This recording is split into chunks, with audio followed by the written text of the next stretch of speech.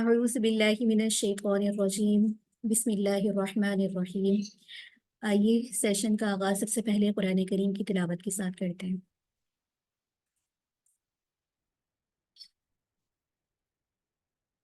بسم اللہ الرحمن الرحیم یسبح للہ ما فی السماوات وما فی الارض الملک القدوس العزیز الحکیم هو الذی بعث فی الأمیین رسولا منهم يتلو عليهم آیاته ويزكيهم ويعلمهم الكتاب والحكمة وإن كانوا من قبل لفي ضلال مبين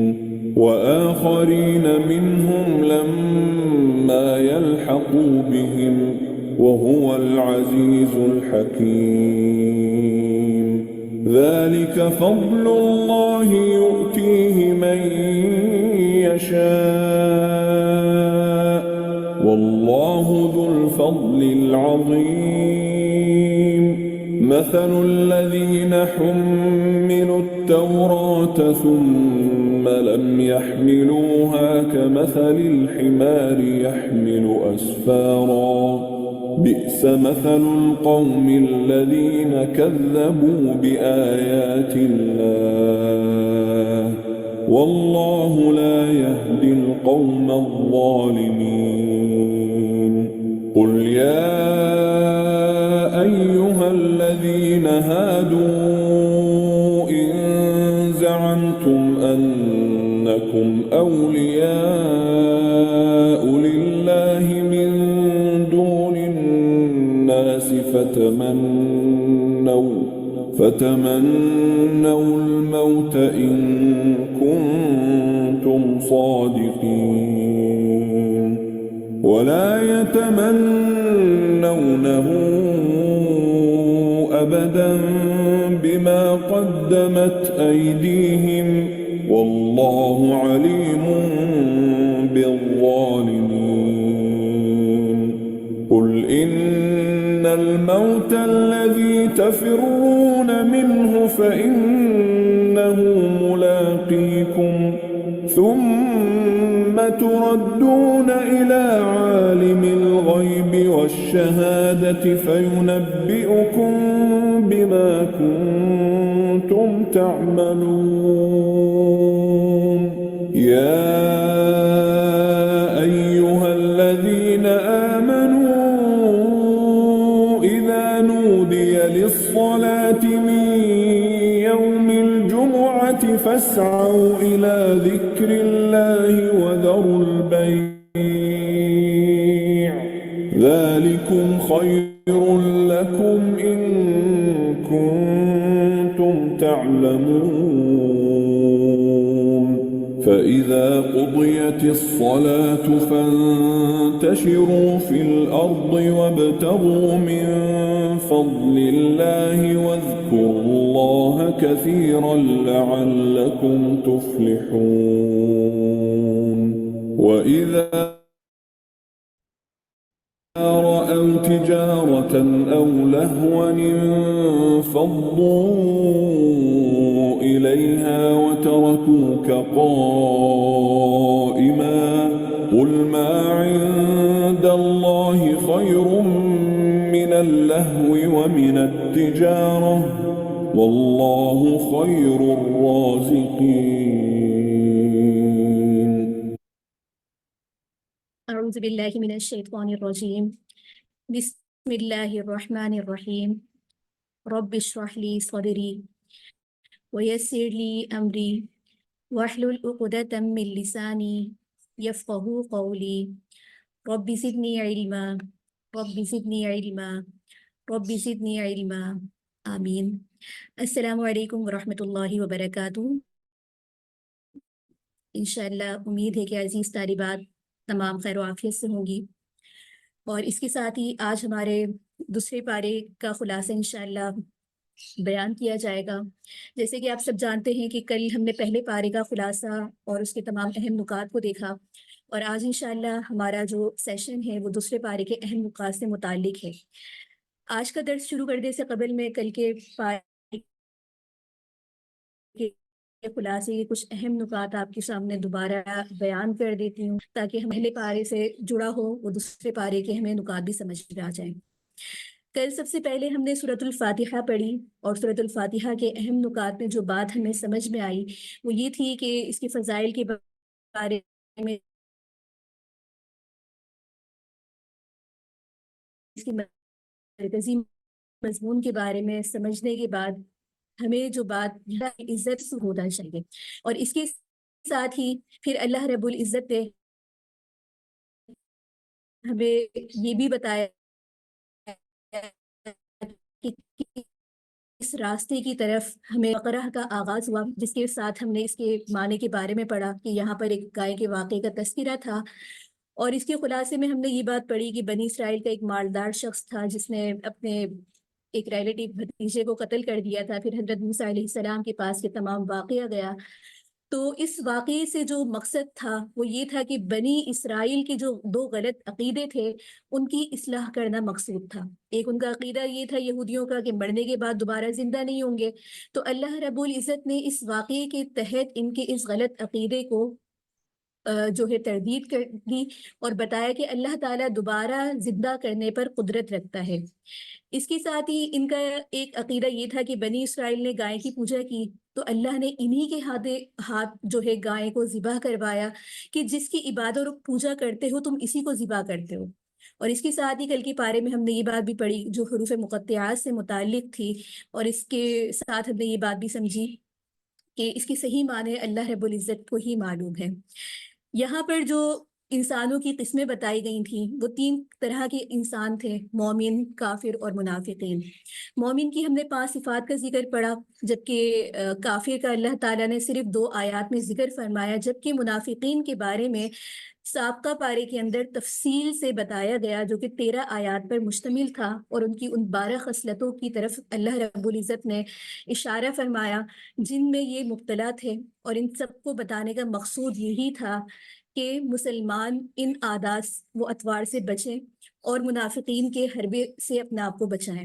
اس کے ساتھ ہی ہم نے حضرت آدم علیہ السلام کا واقعہ پڑھا، جس کا خلاصہ ہمیں یہ بات سمجھ میں آئی کہ اگر انسان سے غلطی ہو جائے تو فوراً اس کو توبہ کر لینی چاہیے، اور یہاں پر ہمیں یہ بات بھی سمجھ میں آئی کہ توبہ کی قبولیت کی جو شرطیں ہیں کہ اس گناہ کو اور غلطی کو فوراً چھوڑ دینا، غلطی ہو جانے پر ندامت کا اظہار کرنا، اور آئندہ اس غلطی اور گناہ کو دوبارہ نہ کرنے کا پکا عزم کرنا۔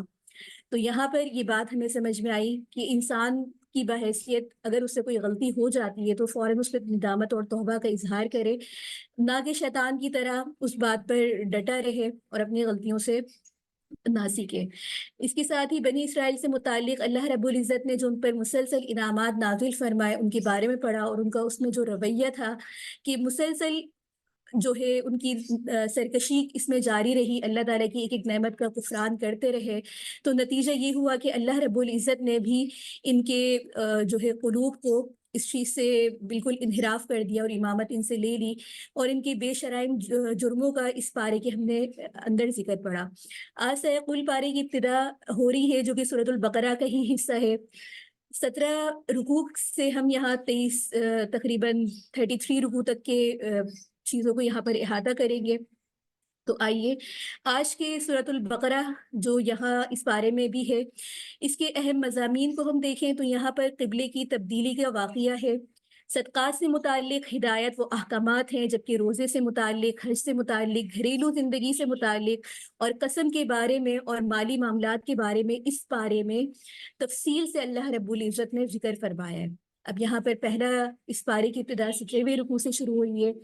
آیات مبارکہ آپ کے سامنے ہیں، فرمایا جا رہا ہے سَيَقُولُ السُّفَهَاءُ مِنَ النَّاسِ مَا وَلَّاهُمْ عَنْ قِبْلَتِهِمُ الَّتِي كَانُوا عَلَيْهَا قُلْ لِلَّهِ الْمَشْرِقُ وَالْمَغْرِبُ يَهْدِي مَن يَشَاءُ إِلَى صِرَاطٍ مُسْتَقِيمٍ۔ اس رکوع کے اندر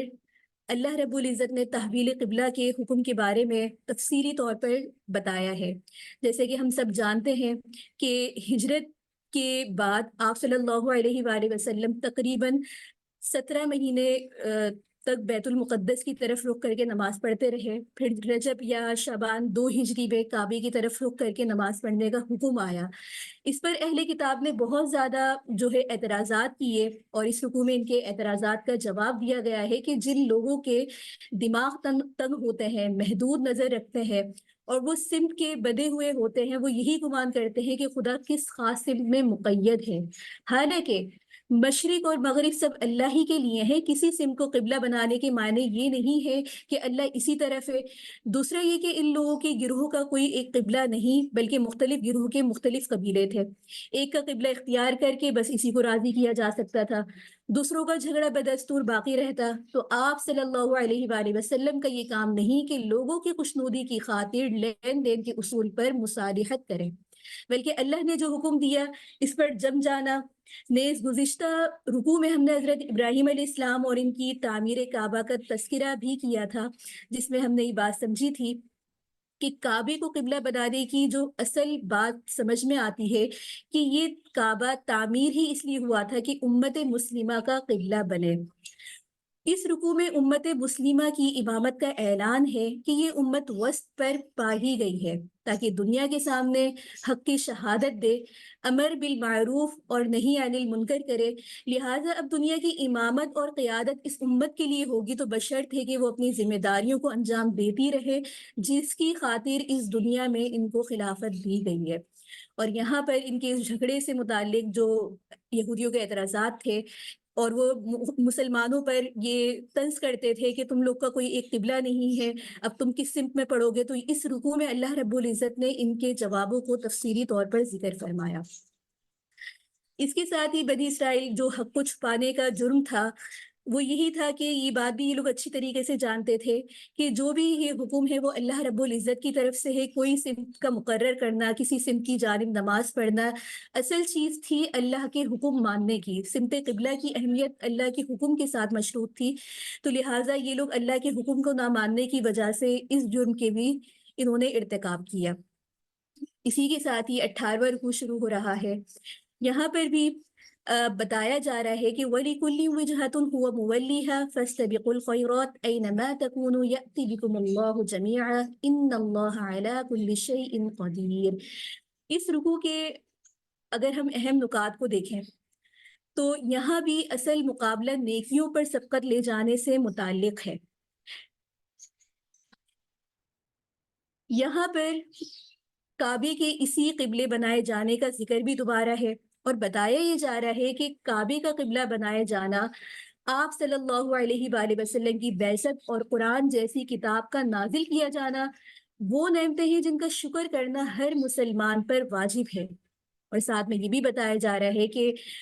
عمل کرنے میں ایک دوسرے سے سبقت لے جانے کی کوشش کریں، اور اللہ کے خوف کی یہاں پر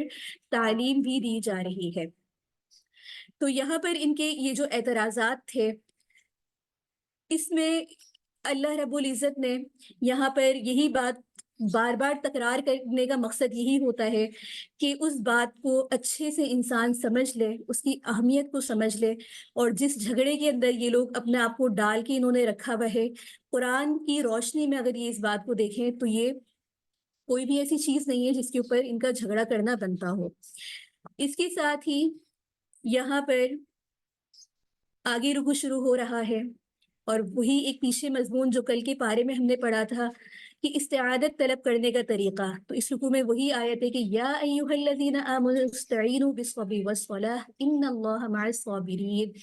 گویا کہ عام مومنوں کو اللہ تعالیٰ سے استعانت کا طریقہ بتایا جا رہا ہے کہ طلب آپ کس طریقے سے کریں. تو اللہ سے مدد حاصل کرنے کا یہ وہ طریقہ ہے جس کو کل بھی ہم نے اپنے پارے کے خلاصے میں بات کی کہ ہم نے اس طریقے کو چھوڑ کر تمام طریقے اپنا لیے ہیں. وہ طریقہ کیا ہے کہ اللہ رب العزت خود قرآن کریم میں فرما رہے ہیں واضح طور پر کہ استعانت طلب کرنی ہے تو اللہ تعالیٰ سے نماز کے ذریعے کرو، صلات کے ذریعے کرو.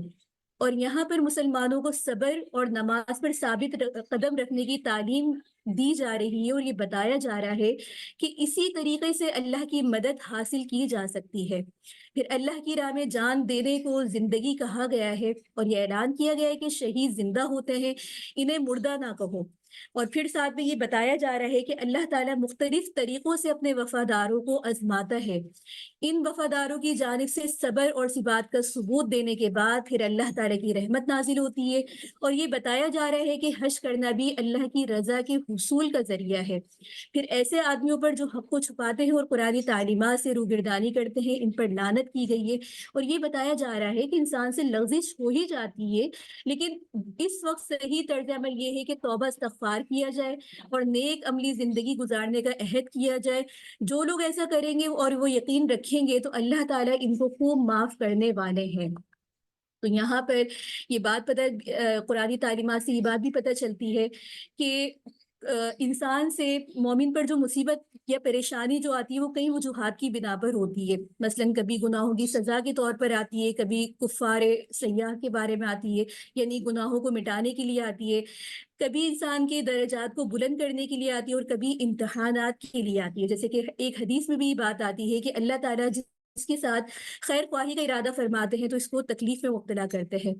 اسی طریقے سے مشکات شریف کی بھی ایک حدیث میں یہ بات آتی ہے کہ اللہ تعالیٰ نے مومن کے لیے جنت میں ایک مقام بنایا ہے، اگر وہ عبادت کے ذریعے وہ مقام حاصل نہیں کر سکتا تو اس کو مصائب دیتے ہیں، اور جب وہ صبر کرتا ہے تو اس مقام کو حاصل کر لیتا ہے۔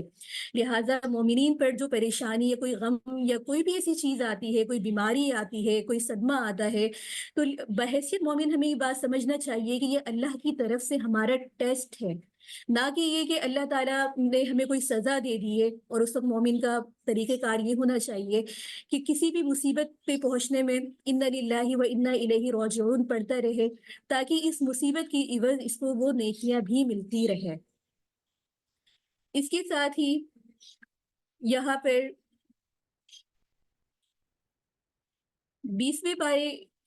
20ویں رکوع کی شروعات ہے، اور یہاں پر اللہ رب العزت بڑے ہی خوبصورت انداز میں آسمان اور زمین کی تخلیق کو اور اپنی جتنی بھی اللہ تعالیٰ کی نعمتیں ہیں،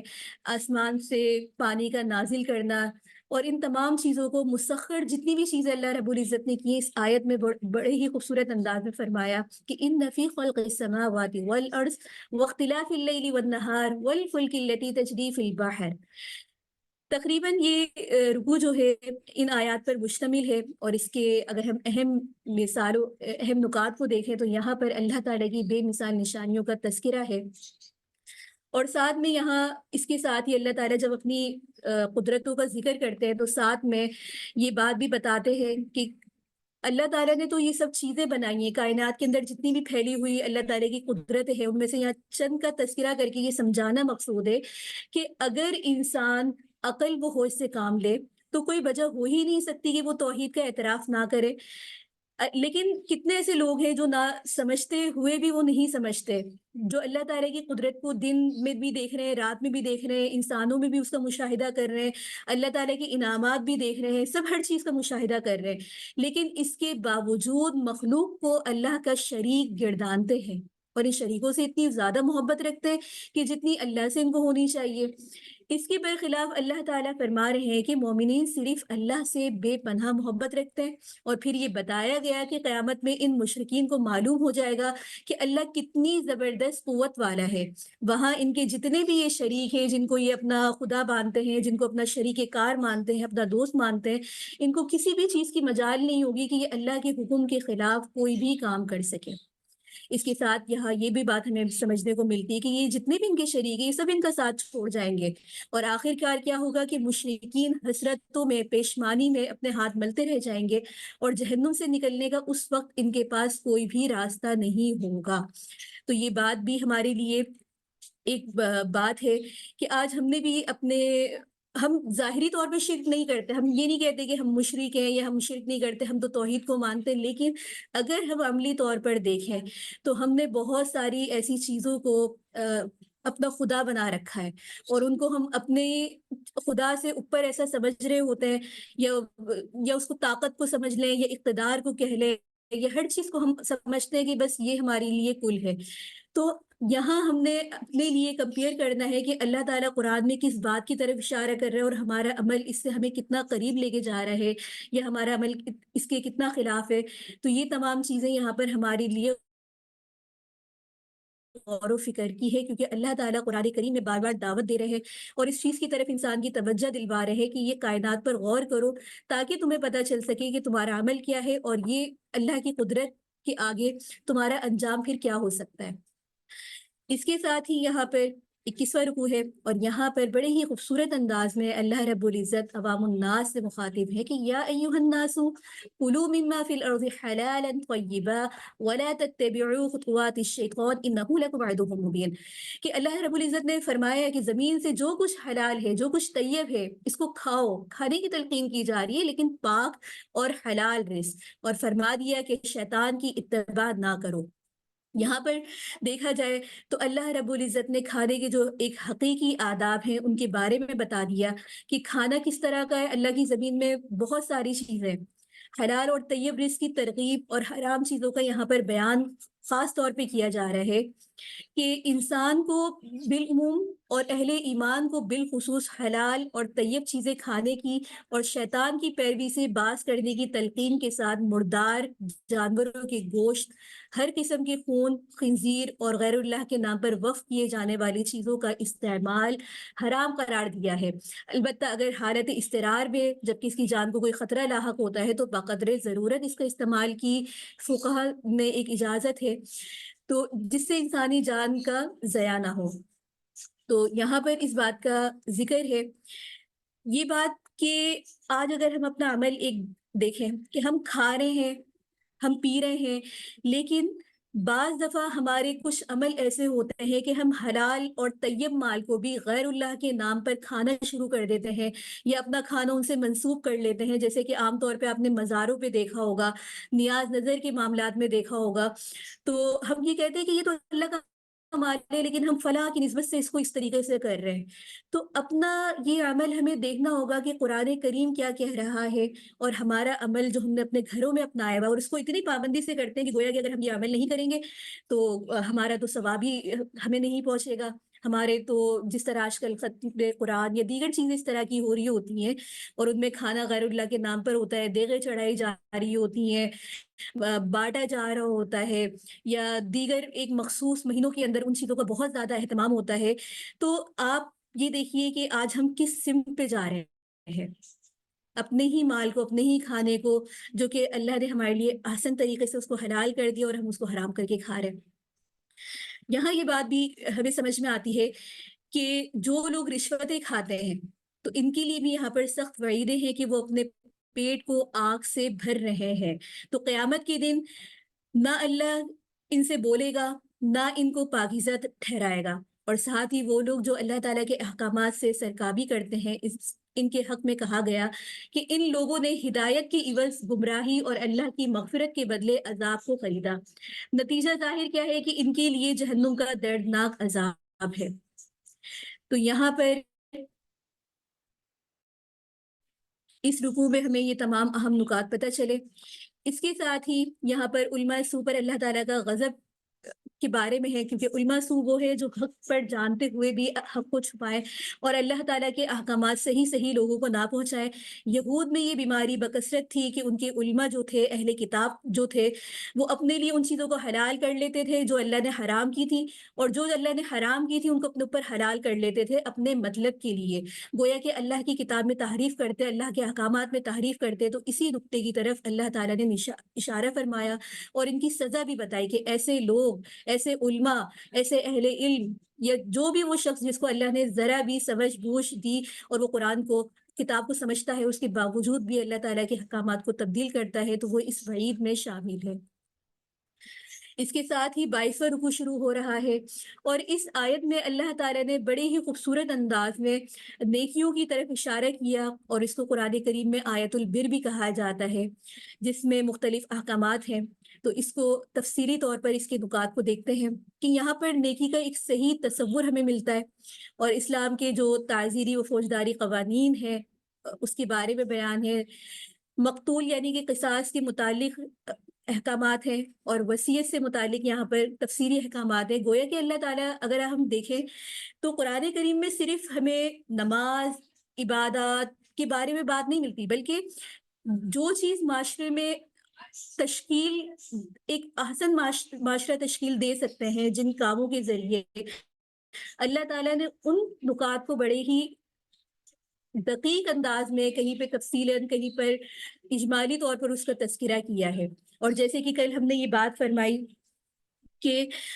انفاق فی سبیل اللہ کے بارے میں جتنے بھی احکامات ہیں وہ اللہ رب العزت نے انداز بدل بدل کر لوگوں کو اس چیز کی طرف ترغیب دے رہے ہیں، ان کے مستحقین کے بارے میں بتا رہے ہیں کہ اس چیز کا مستحق آخر کون ہے. تو اس رکوع میں نیکی کی حقیقت کو یہ بتایا گیا ہے کہ نیکی تمہارے اپنے تصورات کا نام نہیں، بلکہ خدا جن باتوں کو نیکی قرار دیتا ہے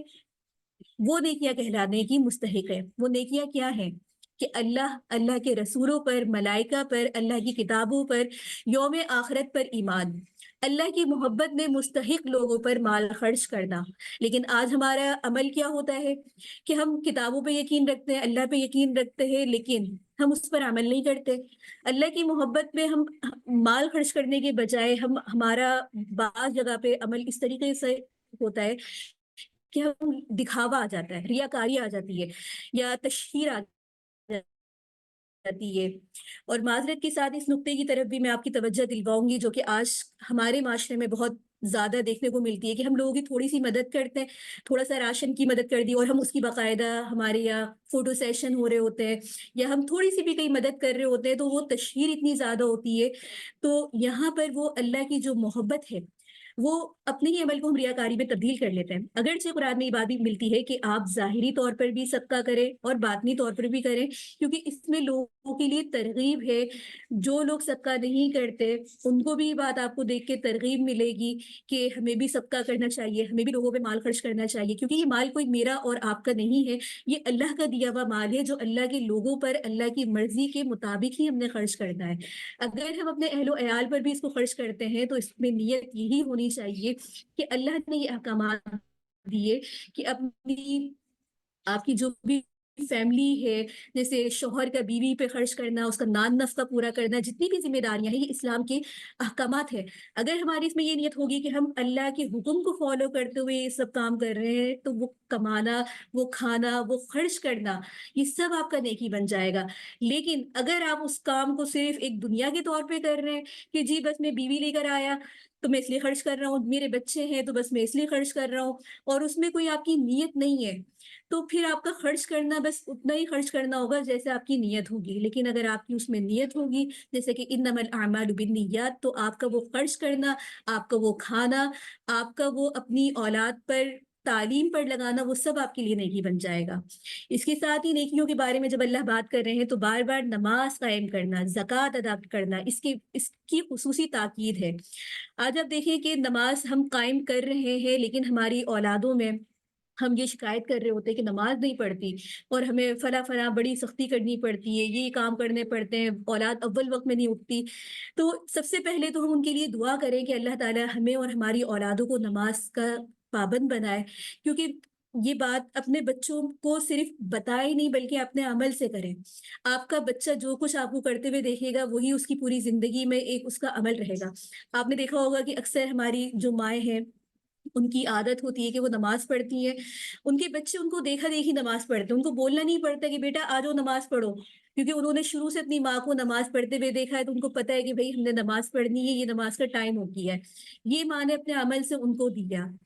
اور ان کو اس بات کی اہمیت ان کے دل میں ڈالے کہ سب سے پہلا جو سوال ہوگا وہ نماز کے بارے میں ہوگا. اللہ یہ نہیں پوچھ رہے کہ تم کیا کھا کر آئے ہو، کیا کما کر آئے ہو، کہاں چھوڑ کر آئے ہو، یہ سب بات کے سوال ہے. سب سے پہلے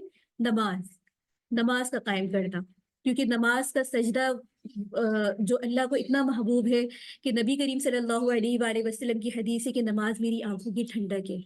اسی طریقے سے مالی معاملات میں آپ یہاں دیکھیں کہ اللہ رب العزت زکوٰۃ کا حکم دے رہے ہیں. یہ بات یاد رکھیں کہ ایک ہوتا ہے خرچ کرنا اور ایک ہوتا ہے زکوٰۃ. زکوٰۃ فرض ہے، اپنے مالوں کا حساب لگائیں اور اس کے لیے باقاعدہ آپ کے جو علماء اکرام ہیں آپ ان سے معلوم کریں کہ آپ کی کس مال کے اوپر کتنی زکوٰۃ بنتی ہے، کتنا آپ کے پاس سونا ہے. تو یہ اسلامی فریضہ ہے، اس کو پورا کرنا ہے. اس کے ساتھ ہی اللہ تعالیٰ جن نیکیوں کی طرف اشارہ فرما رہے ہیں وہ ایفائے عہد. ایفائے عہد کے بارے میں یہی بات ہے کہ بنی اسرائیل کی بھی کل ایک عہد از کے بارے میں پڑھا تھا اور آج بھی یہاں اسی بات کا ذکر ہے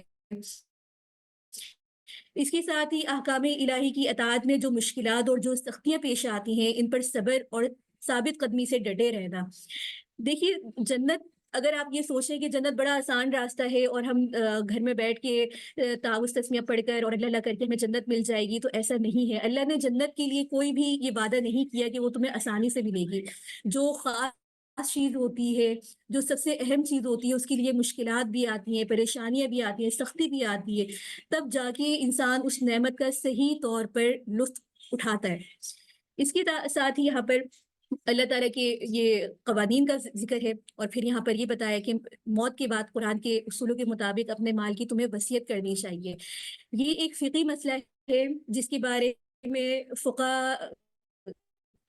آپ اگر اس کے بارے میں تفصیلی طور پہ جاننا چاہتے ہیں کہ وصیت سے متعلق کیا احکامات ہیں، تو اس کے لیے آپ کو جو ہے دیگر علماء کی طرف رجوع کرنا چاہیے کہ ہمارا کیا مال ہے اور اس کے ورثہ کون کون ہے. اور یہ ایک بہت بڑی ذمہ داری بھی ہے،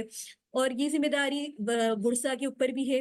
اور ان لوگوں کے اوپر بھی ہے کہ جن کو ان کا مال دینا ہے. خاص طور پہ آج ہمارے ایک مسئلے کی طرف میں ضرور یہاں نشاندہی کروں گی کہ بہنوں کی حق وراثت کا ہمارے یہاں بہت ساری جگہوں پہ کانسیپٹ ہے کہ انہیں ہم شادی میں کچھ دے دیتے ہیں یا ان کی شادی کر دیتے ہیں تو ہم ان کو جو ہے پھر وراثت نہیں دیتے. تو اس بات کو اپنے گھروں سے ختم کریں، کیونکہ یہ بات ایک عمومی طور پہ دیکھنے میں آتی ہے کہ جب وصیت کی بات آتی ہے اور بہنوں کو دینے کے حصے کے متعلق بات آتی ہے تو خواتین کی اس میں معذرت کے ساتھ دشمن ہوتی ہیں اور ان کے حق وصیت کو جو ہے ادھر ادھر کروا دیتی ہیں. تو ایسا نہ کریں. اس معاملات کو خاص طور پہ آپ سیکھیں، سمجھیں اور اپنے گھروں میں بھی اس کا نفاذ کریں. اس کے ساتھ ہی آگے یہاں پر یہ جو آیت شروع ہو رہی ہے رمضان روزوں کی فضیلت سے متعلق ہے، اس کے مسائل احکامات کا ذکر ہے، اور یہاں پر یہ بات بھی ہے کہ مسلمان اور یہود کے جو روزوں میں فرق تھا اس میں کیا بات ہمیں ملتی ہے. تو آئیے ذرا اس رکوع کو تفصیلی طور پر تھوڑا سا دیکھتے ہیں کہ رمضان کی یہ فضیلت بیان کی گئی ہے کہ یہی وہ مبارک مہینہ ہے جس میں قرآن کریم جیسی کتاب ہدایت نازل ہوئی، جس نے انسانوں کے اس کے جو ایک اشرف، اس کا ایک تخلیقی مقصد تھا، اس سے آگاہ فرمایا. رمضان کے روزوں کی فرضیت کا اعلان کیا گیا ہے، اور ان روزوں کا مقصد کیا بتایا جا رہا ہے کہ تقوی حاصل کرنے کا یہ ایک بہترین نسخہ ہے. پھر ان روزوں سے متعلق اللہ تعالیٰ نے مریضوں کے، مسافروں کے روزوں سے متعلق جو طاقت برداشت نہیں کر سکتے ان کی رعایتوں کے بارے میں ذکر کیا ہے. مریض جب صحت یاب ہو جائے اور جب مسافر کا سفر ختم ہو جائے تو وہ چھوٹے ہوئے روزے پورے کر سکتا ہے. اور اسی طریقے سے جو لوگ بوڑھے ہو جاتے ہیں تو وہ ہر روزے کے بدلے میں کس طریقے سے فدیہ دے سکتے ہیں، ایک مسکین کو کھانا کھلانا. تو اس رکوع میں ان تمام احکامات کا اللہ تعالیٰ نے ذکر فرمایا. اس کے ساتھ ہی بعض دوسرے مسائل کا بھی، روزوں کا بھی بیان ہے. ساتھ ہی یہاں پر اعتکاف کی ترغیب بھی دی جا رہی ہے اور اس کے مسائل کا بھی ذکر ہے. اور آخر میں اسی طریقے سے کس طریقے سے جو ہے بے ایمانی کر کے کسی کی ملکیت سے فائدہ اٹھانے سے سختی سے منع کیا گیا ہے، رشوت کی بندش لگائی گئی ہے. تو قرآن کریم میں آپ دیکھیں جہاں بھی کہیں معاملات کی بات آتی ہے تو اس کے فوراً ہی بعد اللہ رب العزت جو ہے معاملات کی بات کر رہے ہوتے ہیں، گویا کہ معاملات کی اہمیت کو سمجھیں. اگر ہم صرف نیکی کر رہے ہیں لیکن معاملات پہ ہمارا عمل بہت ہی اس کے برخلاف ہے، ہم لوگوں کو تکلیف دیتے ہیں، رشوت لیتے ہیں یا دیگر برائیوں میں مبتلا ہے، تو گویا کہ یہ جو نیکی کرنے والے جتنے بھی آپ کے اعمال ہیں یہ سب غارت ہو رہے ہیں. تو لہٰذا ان چیزوں سے بچیں، احکامات کو سیکھیں، لوگوں کے حقوق غصب نہ کریں. اس کے ساتھ ہی یہاں پر آگے رکوع شروع ہو رہا ہے جس میں یسألونک عن الأہلہ، یہاں پر چاند سے متعلق جو ہے بات ہے. رؤیت ہلال کا اس میں مسئلہ آتا ہے. اس کے اہم نکات کے اوپر اگر ہم بات کریں تو یہ نکات آپ کے سامنے ہیں. یہاں پر اللہ رب العزت نے جس طریقے سے اس رکوع کے اندر تمام باتوں کو فرمایا تو ہلال کے بارے میں بعض لوگوں کا یہ استفسار ہوتا تھا، سوال ہوتا تھا کہ یہ ہلال تمہارے تو بتائے جا رہے کہ یہ جو چاند ہے یہ تمہارے اوقات کار بتانے کا ایک بہترین ذریعہ ہے جس کے ذریعے انسان موسم حج کا وقت اس سے معلوم کر سکتا ہے، رمضان کے روزوں کا، دیگر جتنے بھی عبادات، دینی معاملات ہیں ان کے جو ہے وہ ہلال سے اس کا تعلق آتا ہے، جیسے عید ہے، رمضان کے روزے ہیں، بقرعید ہے، حج ہے، ایام حج آ گئے جتنے بھی، اور اس میں بعض ایسے آداب معاشرت کی بھی تعلیم دی گئی ہے، جیسے کہ جہاد اور قتال فی سبیل اللہ پر ابھارا جا رہا ہے، اور مسجد احرام یعنی کعبہ کے آس پاس جنگ سے روکا گیا ہے، سوائے اس کے کہ دشمن خود لڑنے پر مجبور ہو۔ اس سلسلے میں حرمت والے مہینوں کی عظمت بیان کر دی گئی ہے، اور اس کے ساتھ ہی حج اور عمرے کے احکامات بھی اس رکوع میں تفصیلی طور پر بیان ہے۔ اچھا، یہاں پر یہ بات بھی ہے کہ دور جاہلیت کی ایک رسم کی یہاں پر بتایا جا رہا ہے کہ جہاد کی فرضیت کا بیان ہے، تو مسلمان صرف ان کافروں کو قتل کریں گے جو ان سے مقابلہ کریں گے، عورتیں، بچے اور جو بوڑھے لوگ ہیں ان کے خلاف ہتھیار نہیں اٹھائیں گے، نہ انہیں قتل کریں گے، کفار سے تب تک لڑیں گے جب تک فتنہ ختم نہ ہو جائے، اور کفار اسلام قبول کر لیتے ہیں یا نہیں بھی کرتے تو پھر ان کے لیے ایک اسلام میں ایک الگ قانون یہ بتایا گیا ہے کہ وہ پھر اس کا ایک ٹیکس دے کے وہاں پہ رہا کریں گے۔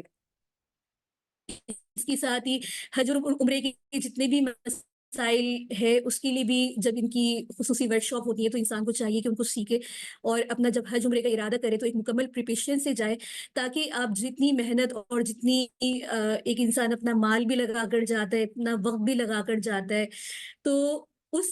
عبادت کا آپ کو صحیح طور پر فائدہ ہو۔ اس کے ساتھ ہی یہاں پر بھی آگے حج سے متعلق ہی بتایا جا رہا ہے۔ ان نکات کو دیکھتے ہوئے اگر ہم اس رکوع کی بات کریں تو یہاں پر اس رکوع کے اندر پہلے تو حج کے آداب بیان کیے گئے ہیں، پھر ضمناً یہ بتایا جا رہا ہے کہ حج کے زمانے میں وہاں تجارت کی جا سکتی ہے، مگر محض تجارت کی خاطر حج کرنا یہ بہت بری بات ہے۔ پھر حج کا ایک رکن عرفات میں قیام کا تذکرہ ہے، اور وہاں پر ذکر الہی کی تعلیم کے ساتھ فرمایا کہ اس جگہ اللہ سے دعا کرنے کی ترغیب ہے، ساتھ ہی یہاں پر ایام تشریق کا تذکرہ ہے، اور پھر لڑائی جھگڑے کرنے والوں کی برائی بیان کی گئی ہے، تاکہ حج کے زمانے میں حرم کے اندر اس کی شدت کا جو ہے لحاظ رکھا جائے، اور پھر اسلام میں پوری طرح آنے کی یہاں پر ہدایت دی گئی ہے۔ اس کے ساتھ ہی آگے رکوع شروع ہو رہا ہے، اور یہاں پر اس رکوع کے اندر کفران نعمت کا وبال، تفرقے کا سبب بتایا جا رہا ہے۔ کفران نعمت، دیکھیں کل کے ہم نے جتنے بھی پوائنٹ کو کور کیا تھا اس میں ہم یہ بات دیکھ رہے تھے کہ اللہ رب العزت نے متعدد نعمتیں بنی اسرائیل پر نازل فرمائی، ان کے مطابق اللہ رب العزت وہ دعا کرتے، اپنے نبی کے پاس جاتے، درخواست کرتے کہ ہمیں فلاں فلاں چیز دے دو اور ہم پھر اچھے بن جائیں گے، ہم نیکی کریں گے، لیکن ان کا عمل کیا ہوتا، وہ اس کے برخلاف کرتے۔ تو یہاں بھی اللہ رب العزت گزشتہ رکوع میں جس طرح سے انعامات الہی کا ذکر بیان کیا تھا کہ جو امت مسلمہ کو ملے گی وہ جنگ و جدال سے روکا بھی یہاں پر جا رہا ہے،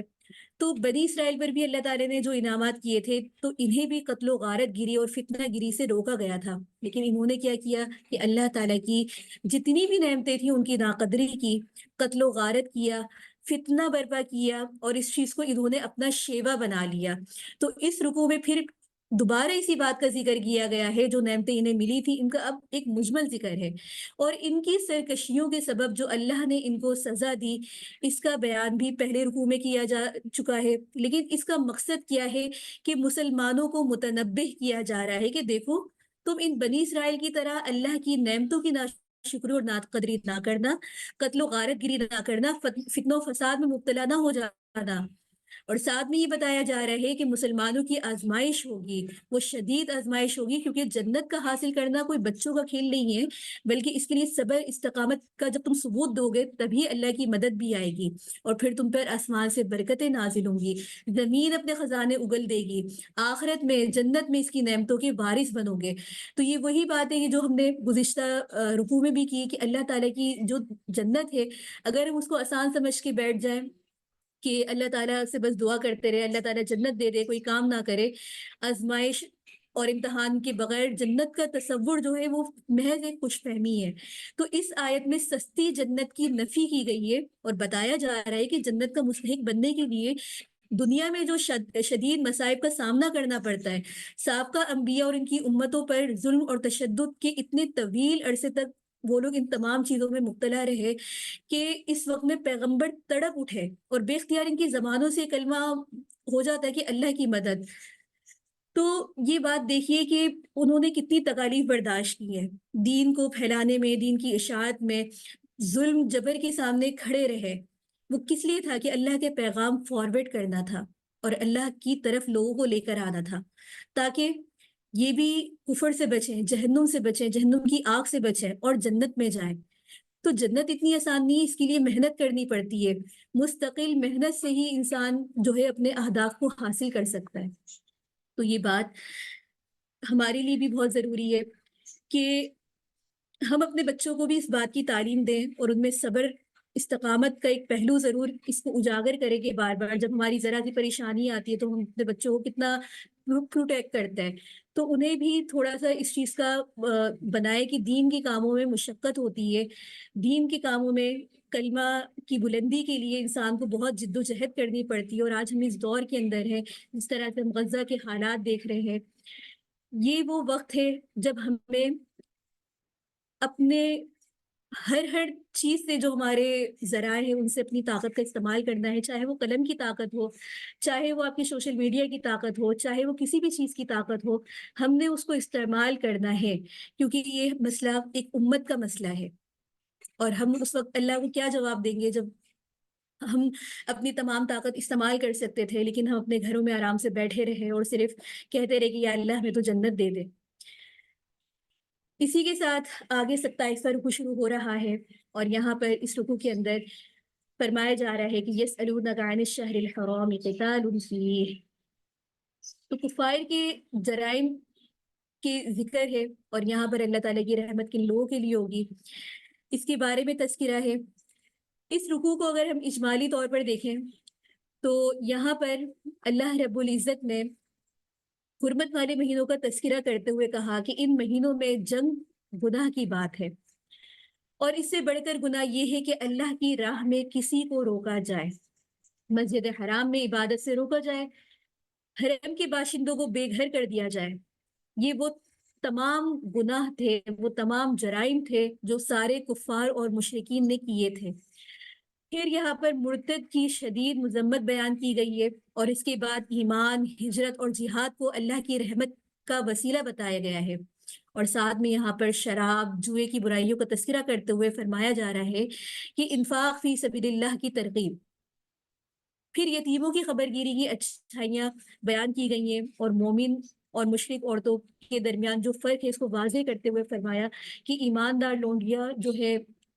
وہ مشرک آزاد عورتوں سے بہتر ہے. یعنی کہ دیکھیں ایمان کتنی بڑی طاقت ہے کہ ایک مسلمان, ایک باندی,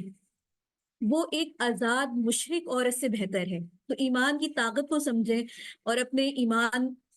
ہونے پر, اپنے مسلمان ہونے پر اللہ کا شکر ادا کریں. اور اس کا شکر صرف یہ نہیں ہے کہ میں زبان سے کہوں کہ اللہ تیرا شکر ہے, بلکہ اپنے عمل سے بھی کہ ہم مسلمان ہیں, اسلام لائے ہیں, اللہ کے احکامات کو فالو کرنے کی ہم نے ایک جو ہے ذمہ داری لی ہے تو اس کو پورا بھی کریں.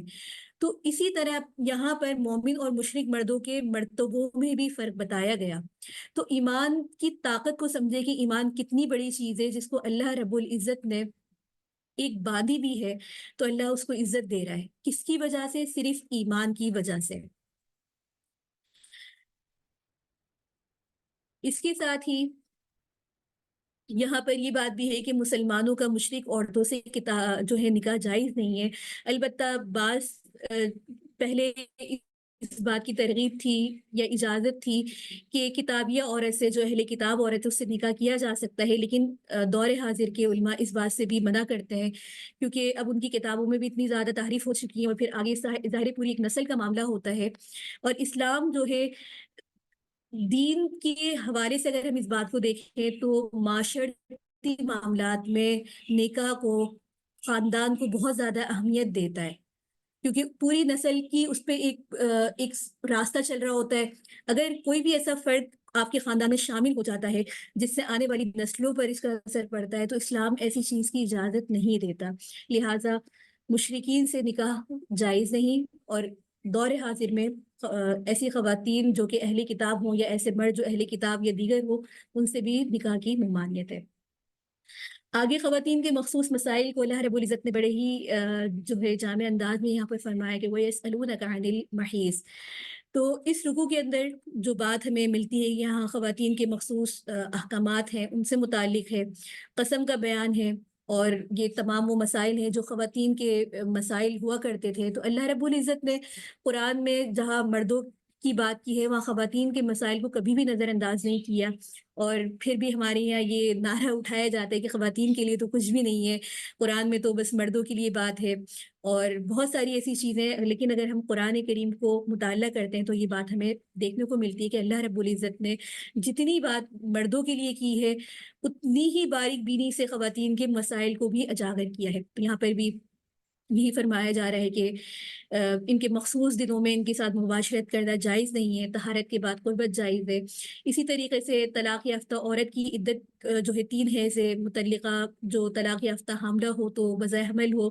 تو یہ وہ تمام دقیق مسائل ہیں جو عورتوں سے متعلق ہیں، اور اس کے لیے بھی انسان کو یہ مسئلے مسائل ضرور سیکھنے چاہیے خواتین کے، تاکہ اپنی زندگی ہم آسان طریقے سے گزار سکیں۔ آگے اچھا، یہاں پر طلاق کے جو بھی مسئلے ہوتے ہیں تو اس کے بارے میں بھی آپ کو یہ بات بتا دوں کہ جب بھی خاندانوں میں اس طرح کا کوئی بھی مسئلہ آئے تو چاہیے کہ علماء اکرام سے رجوع کریں اور ان کے مسئلوں کو سمجھیں۔ یہ انسان کی پوری زندگی کا معاملہ ہوتا ہے، انسان کے حلال حرام سے اس کا تعلق ہے، اور آگے بھی اگر ہم رکوع میں دیکھیں، یہ 29واں رکوع ہے، تو یہاں پر بھی طلاق ہی کے متعلق مسائل ہے، طلاق خلا کے مسائل ہیں۔ تو اس کی اہمیت کو اگر ہم سمجھیں تو اس رکوع کے اندر بھی طلاق اور خلا سے متعلق جن مسائل کا ذکر ہے، تو یہاں پر جو بات سمجھنے کی ہمیں ملتی ہے کہ عورتوں کے ساتھ ہر حال میں حسن سلوک کرتے رہنا چاہیے، محض انہیں ضرر پہنچانے کے لیے روکے رکھنا جس طرح کے دور جاہلیت میں ہوتا تھا، اور اب ہمارے یہاں بھی یہ چیز رائج ہے کہ خواتین کو بہت پریشان کیا جاتا ہے کچھ جگہوں پر۔ یہ نہیں کہہ رہی کہ خواتین ہی کے ساتھ ہی ظلم ہو رہا ہے، بعض خواتین کے بھی مسئلے سامنے آتے ہیں کہ انہوں نے بھی اپنے گھروں کا سکون خراب کر کے رکھا ہوتا ہے۔ تو یہاں پر بہرحال مردوں کو یہ ہدایت دی جا رہی ہے کہ عورتوں کے ساتھ حسن سلوک کریں، انہیں ضرر پہنچانے کی صرف غرض سے اپنے پاس نہ روکیں، ان کی حقوق ادا نہ کرنا یا پھر ان کو نان نفقے کے لیے پریشان کرنا، یہ اس طرح کی جتنی بھی خصلتیں ہیں، عادات ہیں، یہ بہت ہی نازیبات حرکات ہیں۔ لہٰذا ہر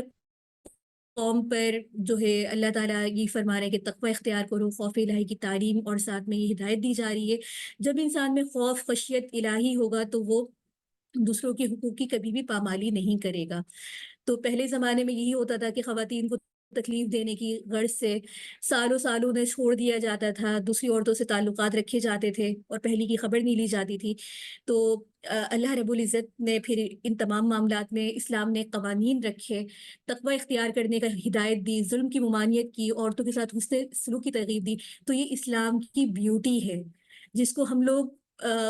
بعض خواتین ہماری نہیں سمجھتی ہیں اور اس کو اپنے لیے قید سمجھ رہی ہوتی ہیں کہ اسلام میں تو ایسی ایسی باؤنڈریز ہیں، کچھ بھی نہیں ہے۔ تو عورت پردے میں رہ کر سب کچھ کر سکتی ہے جو اللہ تعالیٰ نے اس کی حدود مقرر کی ہے، اپنی حدود میں رہتے ہوئے آپ دین کا کام کر سکتے ہیں، پڑھ سکتے ہیں۔ اسی طریقے سے جو احکامات سیکھنے کی ضرورت ہے اس کو ضرور سیکھیں تاکہ انسان کو قرآن کے اکارڈنگ اپنے رائٹس ضرور پتہ چلیں۔ اس کے ساتھ ہی 30واں رکوع ہے، اور یہاں پر بھی مسلسل جو ہے خواتین سے متعلق ہی چیزیں جو ہے احکامات ہیں کہ طلاق بائن رضاعت کا مسئلہ، یعنی کہ آپ یہ مسائل پر اگر غور کریں تو اللہ رب العزت نے کتنے دقیق انداز میں عورت کی زندگی کے ہر ہر پہلو میں اس کے حقوق کی حفاظت کی ہے۔ کیا کوئی ایسی کتاب ہے جو عورت کے مخصوص ایام کی بھی بات کر رہی ہو، اس کے رہن سہن کی بات کر رہی ہو، اس کے نان نفقے کی بات کر رہی ہو، اس کے ساتھ ناانصافیوں کا جو پہلو ہے اس کو اجاگر کر رہی ہو، یہاں تک کہ دودھ پلانے کا جو مسئلہ ہے اس پر بھی قرآن بات کر رہا ہے۔ تو یہ دین کی خوبصورتی ہے، قرآن کی خوبصورتی ہے، اللہ کی خوبصورتی ہے کہ اس نے جب عورت کو بنایا ہے تو عورت کے حقوق کو بھی کتنے اچھے انداز سے بتا رہے ہیں۔ تو یہ تربیت کرنی ہے ہم نے اپنی آگے اولادوں میں تاکہ وہ بھی حقوق دینا سیکھیں۔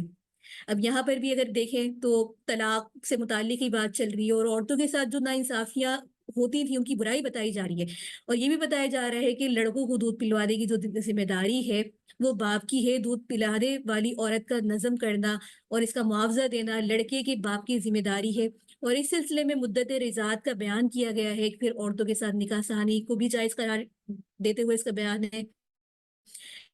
کہ اگر طلاق یا شوہر کے مرنے کے بعد عدت پوری ہو جائے تو وہ دوسرا نکاح کرنا چاہے تو وہ کر سکتی ہے، اس میں کوئی برائی کوئی ممانعت نہیں ہے۔ جیسے کہ پہلے کے زمانے میں آپ کو پتا تھا کہ دوسرے نکاح کو بہت برا سمجھا جاتا، جو عورت کا شوہر مر جاتا تو گویا کہ عورت کو بھی اس کے ساتھ مار دیا جاتا اور اس کے دوسرے نکاح کو بہت برا سمجھا جاتا، اس کو لعن طعن کی جاتی۔ تو قرآن ان چیزوں کے بالکل خلاف اپنا حکم واضح فرما رہا ہے۔ اس کے ساتھ ہی یہاں پر یہ بات بھی ہے کہ عدت کے دوران جو ہے نکاح جائز نہیں ہے۔ تمام وہ مسائل ہیں جس کے لیے ہمیں باقاعدہ اپنے علماء عالمات سے رجوع کرنا چاہیے جب بھی ہمارے گھروں میں ایسا کوئی مسئلہ درپیش آ جائے۔ اس کے ساتھ ہی آگے یہ رکوع شروع ہو رہا ہے 31واں، اور یہاں پر بھی دیکھیے طلاق اور رخصتی وغیرہ سے متعلق ہی بات ہو رہی ہے۔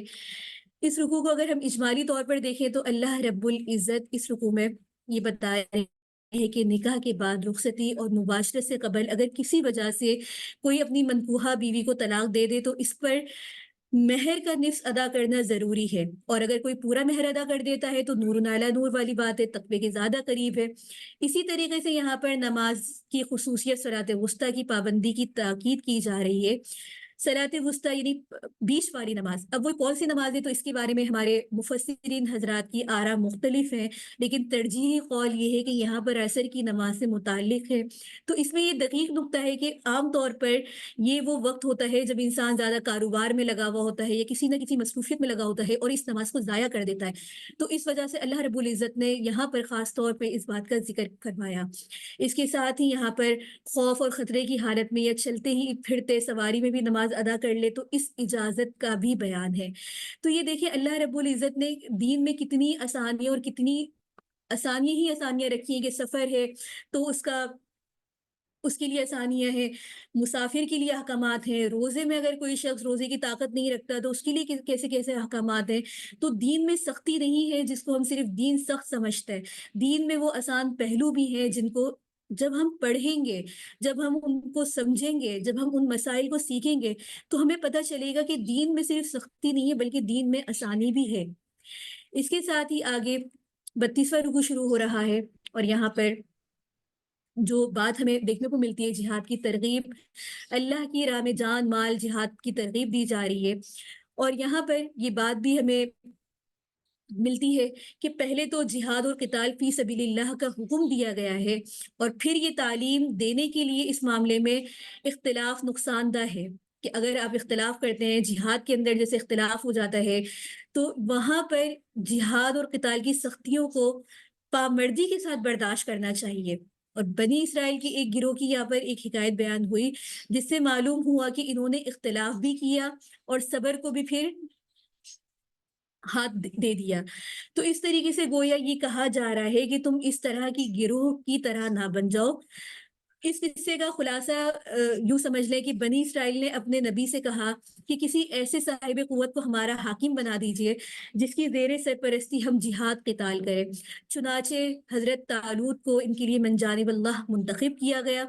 بنی اسرائیل نے اس پر اعتراض کیا کیونکہ ان کے خیال میں اس کام کے لیے دنیاوی حیثیت سے کسی جاہ منصب والے کا انتخاب ہونا چاہیے تھا۔ تو جواب یہ دیا گیا کہ علم اور شجاعت میں یہی اس کے مستحق ہے۔ تو اللہ کی نظر میں دنیاوی فرد یعنی کہ دنیاوی کسی منصب کی کسی شے کی کوئی حقیقت نہیں ہے۔ اور پھر یہ دیکھ لینا کہ کتنا یہ انتخاب درست ہے، کیونکہ یہ ان کی نشانی تھی تو تابوت صندوق جس میں تورات حضرت موسیٰ علیہ السلام کے اور حضرت ہارون علیہ السلام کی چیزیں ہیں وہ فرشتے اٹھا کے لے کر آئے، تو اس تمام واقعے کی یہاں پر ذکر کیا گیا ہے۔ اس کا خلاصہ اگر ہم اس واقعے کا دیکھیں تو یہاں پر اللہ تعالیٰ یہ بتا رہے ہیں کہ اہمیت مال کی نہیں ہے بلکہ اہمیت علم کی ہے۔ اگر آپ کسی شخص کو اس وجہ سے محبت کرتے ہیں کہ بڑا مالدار ہے تو وہ مال صرف اس کا دنیا میں ہی ہے، لیکن اگر کوئی شخص اہل علم ہے اور اس علم کی بنیاد پر وہ لوگوں کی رہنمائی کر رہا ہے کسی بھی حال میں، تو وہ شخص اللہ کے نزدیک بہتر ہے۔ اور یہی بات یہ واقعہ بیان کر کے اللہ تعالیٰ اسی طرف اشارہ دے رہے ہیں، گویا کہ علم کی فضیلت کا یہاں پر بیان ہو رہا ہے۔ इसके साथ ही आगे रुकू शुरू हो रहा है, जो कि इस पारे का आखिरी रुकू है, और ये रुकू अभी मुकम्मल नहीं है। कल की पारा जो इंशाल्लाह तीसरा पारा होगा, ये वाक़या तमाम उसमें चलेगा, लेकिन हम इसके कुछ नुकात का यहाँ पर इहाता कर लेते हैं। नुकात ये है कि अहमियत असबाब की नहीं, अल्लाह की जो है मदद की है। तो यहाँ पर इन नुकात को देखते हुए हम अगर देखें तो हज़रत तालूत वालों का ही किस्से का यहाँ पर सिलसिला है कि जब वो फ़ौज लेकर बढ़े, तो फ़ौजियों ने एक नहर पर अल्लाह की जानिब से तुम्हारे लिए आज़माइश होने वाली है।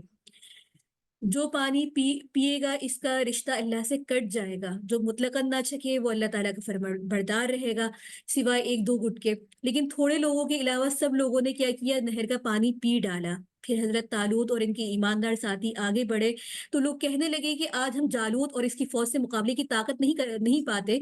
इस पर इन लोगों ने, जो आखिरत पर यकीन रखते थे, कहा कि बसा औकात ये होता है कि अल्लाह की मदद छोटी जमात होने के बावजूद जो है वो गालिब आ जाती है, बशर्ते कि सब्र इस्तकामत के साथ आप इसके ऊपर डटे रहें। यहाँ पर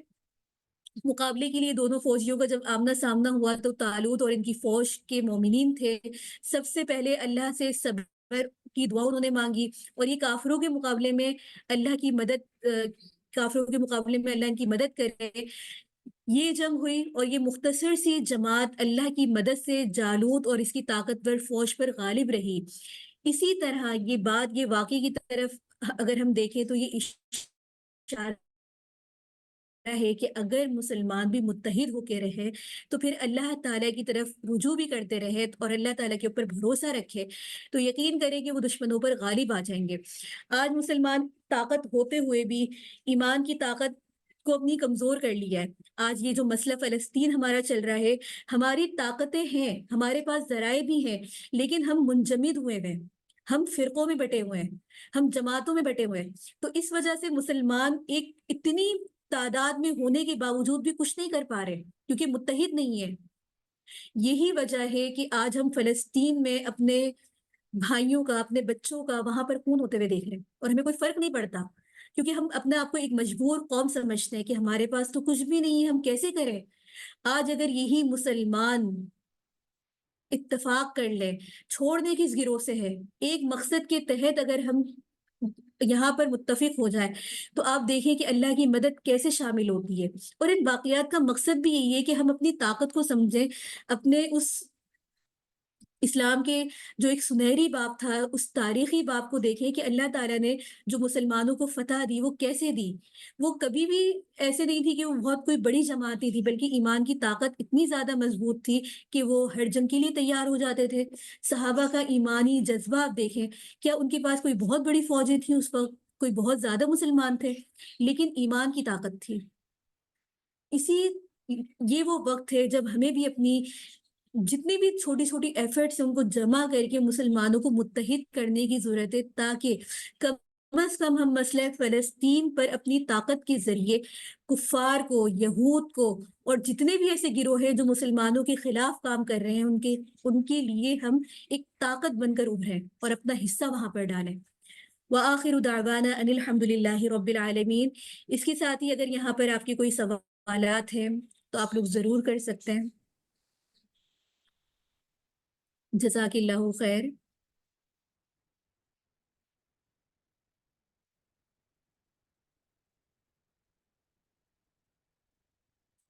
अभी हमारे पास तकरीबन 2 मिनट हैं।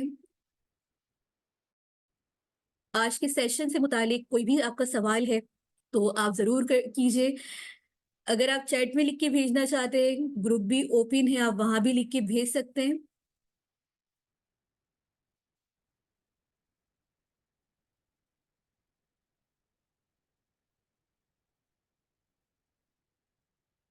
अगर कोई सवाल करना चाह रही हैं, तो अपना हैंड रेज़ कर दें, आपका माइक अनम्यूट कर दिया जाएगा। या आप अपना फीडबैक इस सेशन के हवाले से, किसी भी बेहतरी के हवाले से देना चाहते हैं, तो वो ज़रूर दें।